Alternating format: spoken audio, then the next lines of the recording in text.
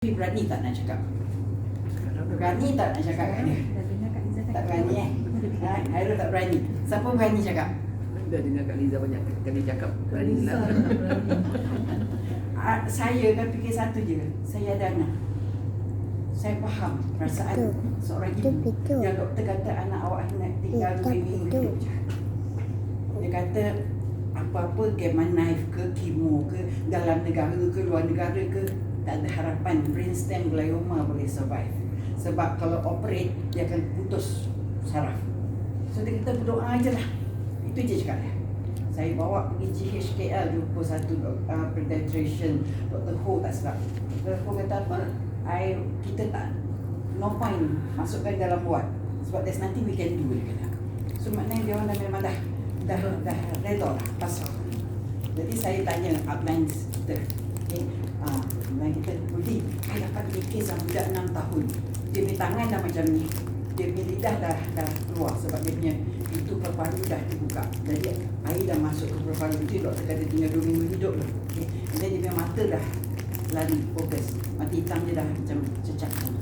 Dia kata, you all orang Islam senang, time to go, dia kata.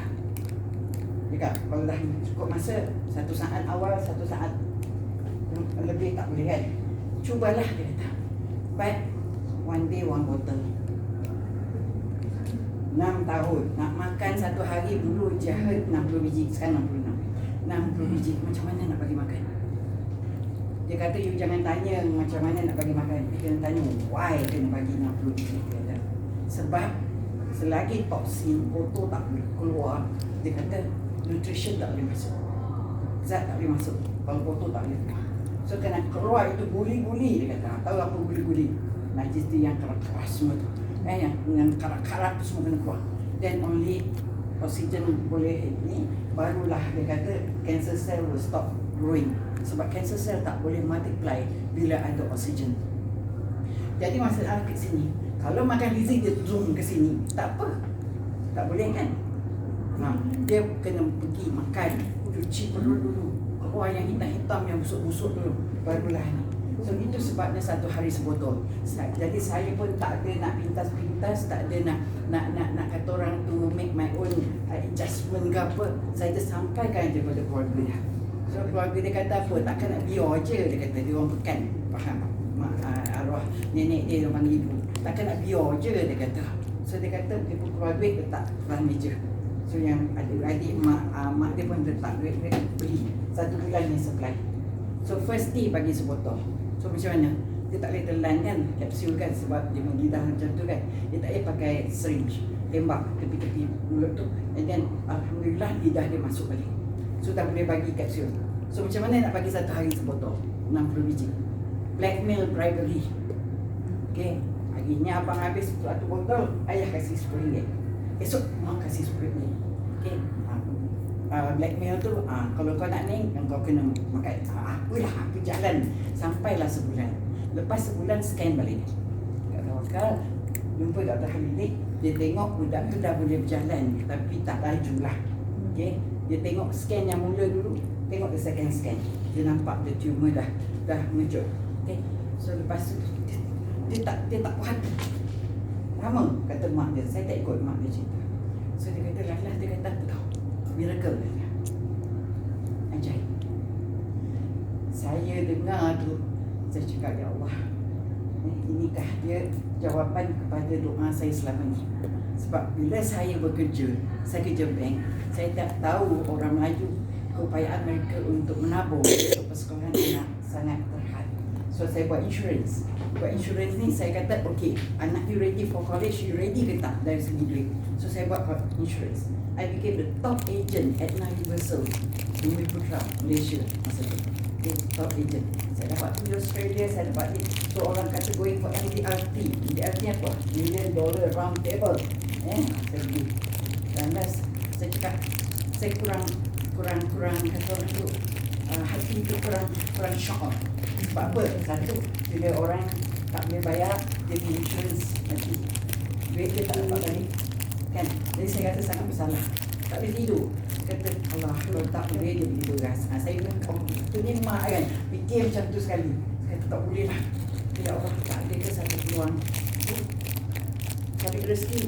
Okay? Kita hanya menolong orang. Lebih ramai orang yang saya tolong, InsyaAllah lebih banyak duit saya dapat. Itulah doa saya. Tolong tak tahu macam mana. So when abang ni punya kes datang dalam hidup saya, ibaratnya atas apa? Atas macam sirih tunjuk kat saya. Sanggup ke tidak saya keluar daripada insurans masa tu. Okay? Sedangkan saya punya income dalam insurans memang dah belas ribu tiap bulan. Okay? Bayangkan. Saya tak ni dah. Saya minta izin pada orang tua saya. Suami saya masa tu dia kata apa? Kita orang perempuan. Okay? Tak boleh paksa. Up to you. Tapi dia cakap masa first time dapat buat from home ni, my first bonus was RM70. Nak tahu dia cerita apa? Masa rally. Dia kata, cacing dalam perut saya ketawa. Sebab saya dah dapat income belah ribu. Habis tu saya kata saya nak buat ni full time. Dia rasa macam saya dah kena mandram kan. Bayangkan. Tapi saya kata, I believe. Okay, business ni long term dan saya rasa nikmat je. Bila kita tengok budak tu, doktor kata dah outlive. 1 month maknanya dah lebih 2 minggu nyawa dia pada pandangan doktor kan.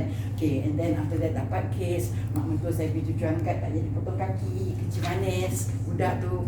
Sekarang dah jadi mak berapa orang anak dia sekarang masa ni. Jadi saya, perjalanan saya buat selama 34 tahun ni lillahi ta'ala. Okay, tidak ada paksaan, tidak ada kata orang tu unsur-unsur baik-baik dan negatif, tak ada. Tenang aja. Orang tak nak, saya kata tak apa. It's okay. It's okay. Macam semalam kawan saya dia tak datang di situ. Anak buah yang dah lama tak jumpa. Okay, bayangkan punya lama dulu. Okay, datang kat sini dah sangat excited nak buat. So maknanya kita buat ni, kita kena sabar. Kadang-kadang kita kena, saya kata apa, hero Hindustan. Tengok tak hero Hindustan? Lebam-lebam dulu kan. Orang tumbuh kita dulu. Mana kata kalau betul ni bagus, dia kata hospital dah tutup lah. Kan, ada orang makan nasi, buah pinggan rosak lah. Semua tu, lagu-lagu tu semua saya dah lalu. Okay, saya buat Chongho masa tu anak Melayu hanya berpekerat je. Okay, tak ada kopi. No coffee. Okay, produk hanya beberapa saja. Tapi cekalnya kita, yakinnya kita, kita apa? Kita just online terus dengan Allah Ta'ala. So 34 years saya buat. Saya dah pergi overseas trip 30 places. Okay. Semua company lalu 5-star treatment. Okay. Sebab saya kata buat Chongho ni, sabar, syukur.